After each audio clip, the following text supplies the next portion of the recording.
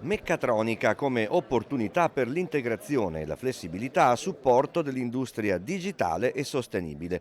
Se ne è discusso anche con l'esposizione di prototipi e prodotti consolidati di motion control, robotica, software industriale e impiantistica al forum Meccatronica promosso al Centro Congressi di Padova dal gruppo Meccatronica di Ani e Automazione organizzato da Messe Frankfurt Italia. Abbiamo colto l'occasione proprio per questa scelta perché Padova quest'anno è capitale della cultura d'impresa, assieme ad altre città del Veneto, e quindi è un po' stato lo spunto che ci ha fatto guardare Padova come una location molto interessante. Siamo tornati in Veneto perché eravamo stati col forum già in precedenza a Verona e quindi siamo tornati appunto a Padova e torneremo ancora, fra l'altro, fra poco più di un mese in occasione di un altro forum che si svolgerà appunto nella stessa sede, che sarà il Machine Vision Forum, quindi parleremo di sistemi di visione, e appunto sarà appunto il 18 novembre. La mostra convegno è alla nona edizione. L'obiettivo è quello di valutare la situazione sul territorio del Nord-Est con uno sguardo proiettato verso le nuove sfide e le difficoltà del momento per le aziende,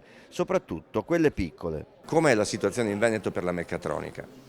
È una situazione sicuramente promettente perché è vero che è un tessuto di piccole e medie imprese, però le tecnologie abilitanti sono sicuramente quelle della meccatronica, quindi per poter oggi produrre, quindi dal macchinario che fa l'estrusione della plastica fino ad arrivare al confezionamento, la meccatronica è la base. Quello che stiamo vedendo è che le aziende si muovono un po' di più anche verso il digitale.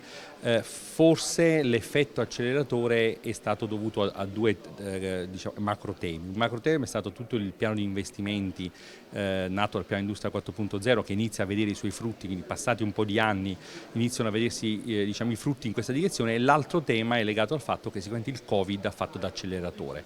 È diventato sempre più importante per le aziende avere il controllo remoto dei propri processi. In questo momento sappiamo che moltissime aziende hanno problemi di costo di energia, di costo di produzione. Quindi una soluzione, anzi la soluzione diciamo, per ovviare a questi problemi è l'innovazione e soprattutto l'investimento in tecnologie digitali, quelle che stiamo proponendo appunto nell'occasione di questo forum e che proporremo anche diciamo, come tema nel forum del 18 novembre.